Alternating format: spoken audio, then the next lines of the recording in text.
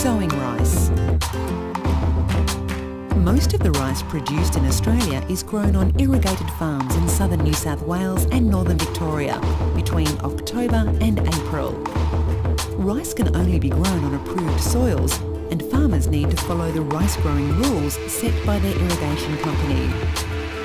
The farmers start preparing their rice fields in July and August, laser levelling their paddocks, pulling up banks and applying fertiliser, which helps the rice to grow and stay healthy. Rice growers sow the crop from October to early November.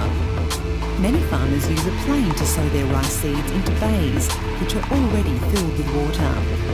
They use satellite guidance technology to spread the seed evenly across the bays. Rice can also be sown using a combine or other type of seeding machine. After sowing, the fields are flushed with water and drained a couple of times before permanent water is applied around December. Watering and panicle initiation.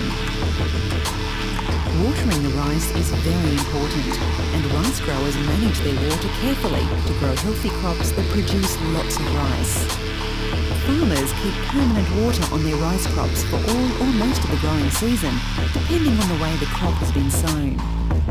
Concrete stops between the rice bays allow water to flow from one bay to the next, and growers raise or lower the doors to control water flow. The water is used like a blanket to protect the rice crop from variations in temperature. During January and February, panicle initiation and flowering occur.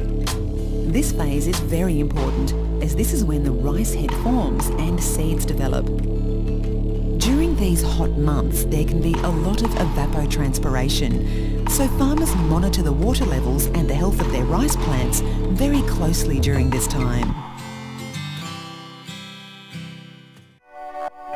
Ripening and maturity. As the grain starts to mature, the farmers lock up the bays. This means the stops between the fields are closed, so no more irrigation water flows in, and the rice crop uses the rest of the water to finish growing. Deciding when to lock up the water for harvest is an important decision. Locking up too early will decrease the yield and lower grain quality. Locking up too late will delay harvest, waste valuable water, and can result in reduced grain quality and boggy fields. Water is only drained from the crop in very wet weather, and most farmers store the water in dams to be used again. Farmers check the moisture content of the rice with a moisture meter. When the grain contains about 22% moisture, the crop is ready to harvest. Harvesting rice. Rice is harvested from March to May using machines called combine harvesters, commonly referred to as headers by farmers. Careful harvesting is very important so the grain isn't damaged. The harvesting machine separates the grain from the straw. This is called threshing. After the rice has been cut and threshed, it is stored in a bin in the harvester. When the bin is full, the harvester transfers the rice to another bin being pulled by a tractor. These are often called chaser bins because they follow the harvester while it continues to operate. This saves the farmer a lot of time. The tractor unloads the rice from the chaser bin into trucks on the edge of the paddock. When the rice is harvested, it is called paddy. Trucks transport the paddy to rice storage sheds for drying. The paddy dries in the shed until it contains about 14% moisture. After this, it is held in storage until it is ready to be transported to a rice mill.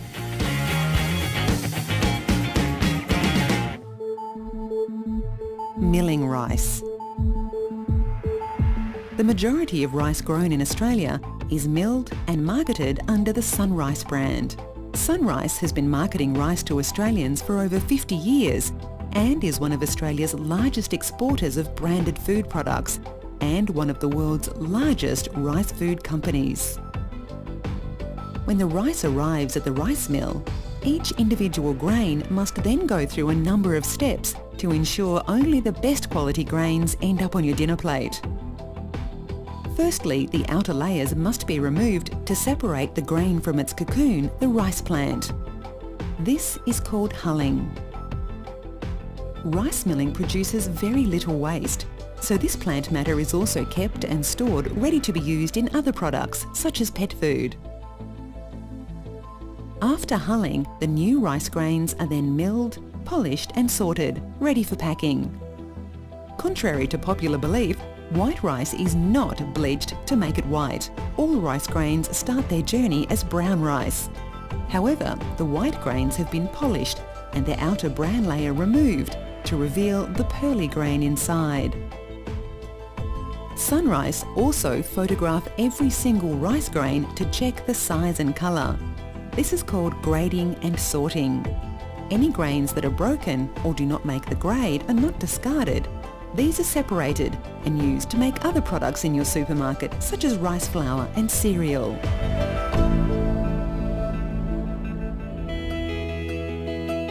Enjoying rice. Did you know that Australian rice feeds 20 million people in the world every day? Sunrice sells Australian-grown rice to almost 60 countries around the world.